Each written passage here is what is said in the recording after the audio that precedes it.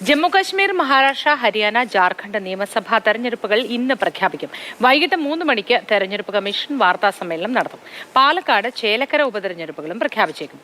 വയനാട് ഉപതെരഞ്ഞെടുപ്പ് ഇക്കൂട്ടത്തിൽ ഉണ്ടാകുമോ അതോ നീട്ടിവയ്ക്കുമോ എന്ന് ഇന്നറിയാം. വിവരങ്ങൾ ബാലഗോപാൽ നൽകും.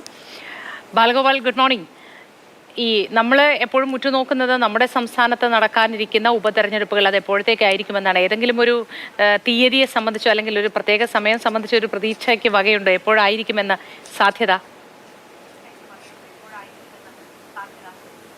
മോത്തി, കേരളത്തിലെ ഈ ഉപതെരഞ്ഞെടുപ്പുകൾ സംബന്ധിച്ചുള്ള പ്രഖ്യാപനം ഇന്ന് തെരഞ്ഞെടുപ്പ് കമ്മീഷൻ നടത്താനുള്ള സാധ്യത വളരെ വിരളമാണ്. കാരണം തെരഞ്ഞെടുപ്പ് കമ്മീഷന്റെ ഈ ഔദ്യോഗിക വാർത്താക്കുറിപ്പിൽ വ്യക്തമാക്കിയിരിക്കുന്നത് ഈ നിയമസഭാ തെരഞ്ഞെടുപ്പുകൾ സംബന്ധിച്ചുള്ള പ്രഖ്യാപനം എന്നതായിരുന്നു. നമ്മൾ നേരത്തെ കരുതിയിരുന്നത് ജമ്മു കാശ്മീർ, ഹരിയാന, മഹാരാഷ്ട്ര, ജാർഖണ്ഡ് എന്നീ സംസ്ഥാനങ്ങളിലെ നിയമസഭാ തെരഞ്ഞെടുപ്പ് സംബന്ധിച്ചുള്ള പ്രഖ്യാപനം ഇന്ന് ഉണ്ടാകും, ഇന്ന് നടത്തുമെന്നാണ് കരുതിയിരുന്നത്. പക്ഷേ ഏറ്റവും പുതുതായി ലഭിക്കുന്ന വിവരമനുസരിച്ച് ജമ്മു കാശ്മീരിലെയും ഹരിയാനയിലെയും നിയമസഭാ തെരഞ്ഞെടുപ്പ് തീയതികൾ മാത്രമായിരിക്കും കമ്മീഷൻ ഇന്ന് പ്രഖ്യാപിക്കാൻ സാധ്യത എന്നാണ് കൽപ്പിക്കപ്പെടുന്നത്. കാരണം സെപ്റ്റംബർ 30-നകം ജമ്മു കാശ്മീരിലെ നിയമസഭാ തെരഞ്ഞെടുപ്പ് നടപടികൾ പൂർത്തീകരിക്കണമെന്ന് നേരത്തെ സുപ്രീം കോടതി നിർദ്ദേശിച്ചിരുന്നു.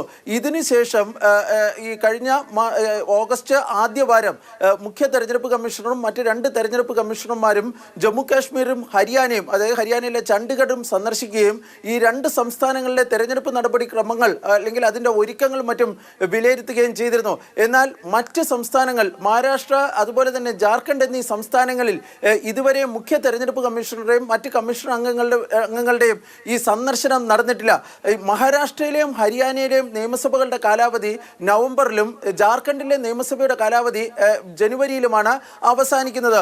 ഒരുപക്ഷെ ഈ തെരഞ്ഞെടുപ്പ് കമ്മീഷന്റെ സന്ദർശനം പൂർത്തിയായ ജമ്മു കാശ്മീരിലെയും ഹരിയാനയിലെയും നിയമസഭാ തെരഞ്ഞെടുപ്പ് തീയതികൾ സംബന്ധിച്ചുള്ള പ്രഖ്യാപനമായിരിക്കാം ഇന്ന് കമ്മീഷന്റെ ഭാഗത്ത് നിന്ന് ഉണ്ടാകുക.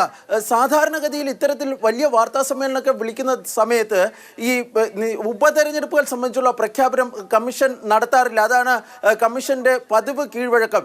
അതുകൊണ്ട് തന്നെ ഈ ചേലക്കര, അതുപോലെ തന്നെ പാലക്കാട്, വയനാട് തുടങ്ങിയ ഈ ചേലക്കരയിലും പാലക്കാട്ടെ നിയമസഭകളിലേക്കും നിയമസഭാ മണ്ഡലങ്ങളിലേക്കും വയനാട് ലോക്സഭാ മണ്ഡലത്തിലേക്കും ഉള്ള ഉപതെരഞ്ഞെടുപ്പ് തീയതി ഇന്ന് കമ്മീഷൻ പ്രഖ്യാപിക്കാൻ സാധ്യതയില്ല. ഒരുപക്ഷെ ഈ വാർത്താ സമ്മേളനത്തിനൊക്കെ ശേഷം കമ്മീഷൻ ചിലപ്പോൾ വാർത്താക്കുറിപ്പ് എങ്ങാനും പുറത്തിറക്കാൻ സാധ്യതയുണ്ട്. പക്ഷേ ഈ തെരഞ്ഞെടുപ്പ് കമ്മീഷന്റെ പതിവ് ചട്ടങ്ങൾ പ്രകാരം, പതിവ് കീഴ്വഴക്ക പ്രകാരം ഈ വാർത്താ സമ്മേളനത്തിൽ ഇത് സംബന്ധിച്ചുള്ള പ്രഖ്യാപനങ്ങൾ സാധാരണ നടത്താറില്ല. മോത്തി. ശരി ബാലഗോപാൽ.